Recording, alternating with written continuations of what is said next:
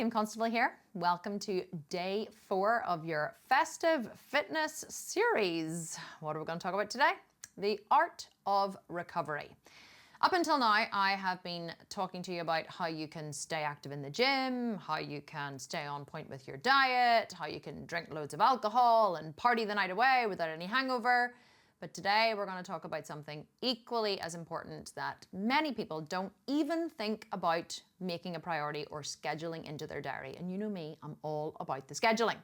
And that is the importance of rest and recovery. Most of us, honestly, are just burnt out. We are running around far too much. We are not prioritizing our recovery. We're thinking we can do it all. We're training, we're cardioing, we're running around, we're looking after family and friends and relatives, and we're working, and we're doing all of the things, but we're not balancing that with periods of rest.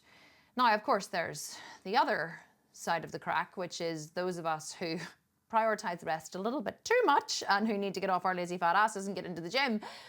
But we're not talking to those people. We're talking to the people today who are pushing forward, who are, you guys watching this, pushing forward, busting your asses, really making it happen and really prioritizing your health and fitness. Now, recently I went through a very, very hard period in the business, a massively busy period, and I found myself one morning just needing a little more rest. Now, I am the kind of person who gets up super early. I find my most productive time is between 4 a.m. and midday. So I usually get up about 4 a.m. and I will usually have a good solid 5 hours work done by the time 9 a.m. rolls around. But it does require that whenever my body needs rest, I take rest. And I have to be honest, rest isn't something that I'm really good at. It's something I've become better at over the years, but I used to pride myself on being the kind of person who just, was go, go, go, go, go all the time. And I really did take a certain amount of pride in it, as in like, I'm a really hard worker, like who here can relate? Like you really pride yourself in being a really hard worker. But you can actually work harder whenever you make sure that you're prioritizing rest as well. And this particular day, it wasn't that long ago, I remember I decided that I wasn't going to get up at 4 a.m. I was going to lie on in bed and I was going to give myself a long period of sleep because my body really, really did need it. And my housekeeper, Lorraine, arrives every morning at 8:30. And I was lying in bed and I think I'd just woken up just before Lorraine came in or whatever. And I heard the front door close because she tends to slam the front door when she comes in. So I always know 8:30, front door slams, that's Lorraine arriving. So Lorraine arrived and I heard the front door slam and it literally jolted me, right? I was lying kind of half awake, half asleep, and it jolted me awake. And it set my fight or flight off. And it was so interesting because then I found myself running through all of these things in my head going, fuck, fuck, fuck, fuck, fuck, like seriously, right? Oh, that's Lorraine. Oh my goodness, I can't be lying in bed. I can't find her, I can't let her find me lying in bed. Like what kind of lazy person is still in bed at 8:30 in the morning? Like this is, and I find myself having all of these negative thoughts about myself and judging myself for the fact that I was still in bed at 8:30 in the morning. Because what kind of person is still in bed at 8:30 in the morning? And I was literally about to leap out of bed and pretend that I had been up, right? Or sit up with my computer and be like, oh yeah, I've just been working away in bed all morning. Like pretend that I'd been working in bed all morning because I didn't want my housekeeper, who I employ, who doesn't give a shit if I'm in bed or not. I didn't want her to see me still in bed at 8:30 in the morning because I was having all of these negative judgmental thoughts about myself for being lazy. And it's interesting because I lay there and I watched my process. I didn't actually move. All of this was going on in my head. I found myself having these urges. I watched my process and I realized that I think this is literally just a bad habit left over from childhood.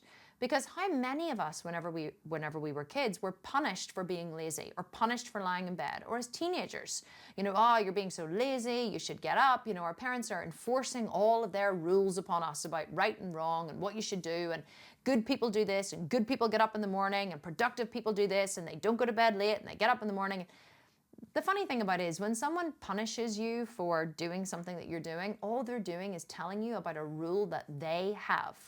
Because punishment is is defined as wanting to inflict emotional or physical pain on someone in order to correct their behavior.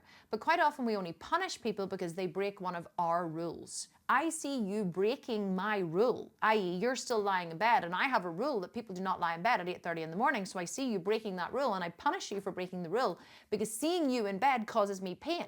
And so I have a little emotional discharge all over you, because if I emotionally discharge over you and I punish you, I make myself feel better. So I'm not really seeing you at all lying in bed. All I'm doing is trying to make myself feel better. That's why we punish other people. And this is what my parents used to do to me whenever I was younger. And of course, they were very well intended. I am not blaming them in any way. My parents wanted me to grow up to be a healthy, productive, hardworking adult. And so they believed that if they shamed me for being lazy or for lying in bed, that they would turn me into a healthy and productive adult. But unfortunately, all this kind of behavior has done for the adult cohort in which we find ourselves living is it's made us feel extraordinarily guilty about taking a break and about resting and about relaxing. We feel like we should be go, go, go all the time, and it's really not true. And I do believe that this is the problem with society. This is the reason so many women reach burnout, because we're not prioritizing periods of work with periods of rest. I have now reached a point in my life and in my business where I balance intense periods of work with intense periods of rest. Now, the intense period of work is usually far longer than the intense period of rest, but that's because it doesn't take that long for me to rest and recharge. 1 week is usually fine. I usually take vacations, so I'm in the very fortunate position that I've worked very hard to be able to afford to take numerous vacations a year. I usually take between 6 and 8 vacations a year, from anywhere between 3 to 4 days right up to maybe a week long. And those vacations are where I completely switch off, recharge and relax. People always ask me, do I train whenever I'm on vacation? And the answer is no, I never train on vacation. I used to years ago. I felt like I had to keep up with my training and I was working towards a specific goal. I'm not working towards a specific goal anymore with my training. And so whenever I go away on vacation, I take a complete mental and physical break from training and from dieting. And if you've worked really, really hard all year and you've decided that you need a mental and physical break from training and from dieting over the holiday period, well, then you should absolutely take it. You should schedule nothing into your diary, and you should allow yourself that mental and physical break to rest and recharge so that you can hit 2024 and you can hit the ground running in 2024, I should say. But if you are going to continue to train and to diet and to move forward with your fitness goals over the holiday period, make sure that you schedule regular rest periods into your day. It's not only going to help you recover from the busyness of the season, it's going to nourish and feed your soul. So and it isn't going to happen, by the way, like by chance. You might think, oh, I'm going to have so much time over the holiday season. I'm going to relax over this holiday period. I've got like a full week off work.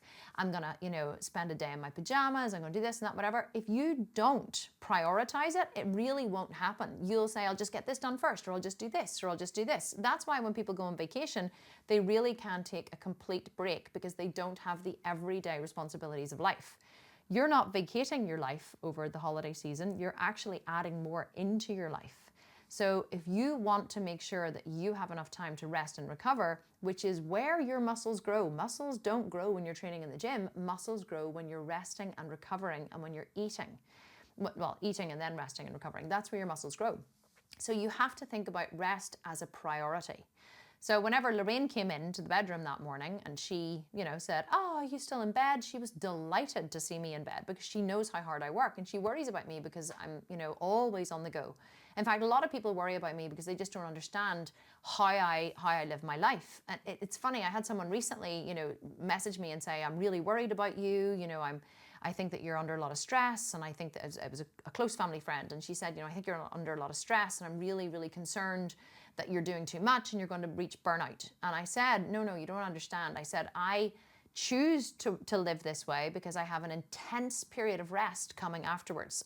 I work hard, but then I rest hard, and that's how I live my life. So it's a choice that I make. I don't live my life by accident. I don't go. I'm not on a hamster wheel, just going and going and going without any forethought. My life is cut into periods where this will be an intense period of work, and then after that intense period of work will come a short, intense period of rest. before I go back into a short, intense period of work. So on a micro level, over the 10-day holiday period, that's what this looks like too. You're going to work hard, maybe, and you're going to go to the gym and you're going to do your cardio and you're going to meal prep your food and you're going to, fit in seeing your family and your friends and you're going to have festivities and parties. But to balance that, you're going to give yourself, if you're smart, short, intense periods of rest. What does that look like? It might be a 3-hour stint on the couch in the morning, watching Netflix with a cup of tea and a big slice of vegan chocolate cake. Or it could be a dinner out with friends where you have a couple of drinks and you leave your phone at home and you completely relax and recharge. It could be a day where you spend it in your pajamas with your children, watching movies all day. You take one full day over the holiday season just for you and your kids or your spouse or your girlfriend or your wife or whoever. Only you will know what your intense period of rest looks like. But if you don't balance this holiday period with an intense period of rest, you will come into January feeling burnt out and frazzled and overworked. And you won't be productive moving into 2024 because you'll feel like you have to recover from this period rather than building recovery periods into the period. And that was a lot of periods in one sentence, but you know what I mean. So my advice for you this holiday season is make sure that you are scheduling your rest. Make sure you're building recovery into the 10 days over the Christmas period. I don't know whether you're working or you're not working or whatever your situation is. I don't know how it's going to work for you, but you must make sure that you find some time for rest and some time for me time, because this, conversely, is actually going to help you be more successful. It's not going to derail your success. It's going to make you more successful. And I want that for you as much as you want it for yourself. So I hope you enjoyed this video. Tomorrow is the final day of this festive survival guide, and we are going to be talking about unwinding during the holiday hustle. Because today we talked about recovery, but tomorrow I'm going to give you a survival guide for how you can completely reframe your mindset during this holiday season, which is super important to make sure that your physical goals follow. In order to achieve anything physical, you first have to get your mindset into the right place, and I'm going to help you with that tomorrow. So make sure you stay tuned for day 5. Have a fabulous rest of the day wherever you are, and I will see you in tomorrow's video.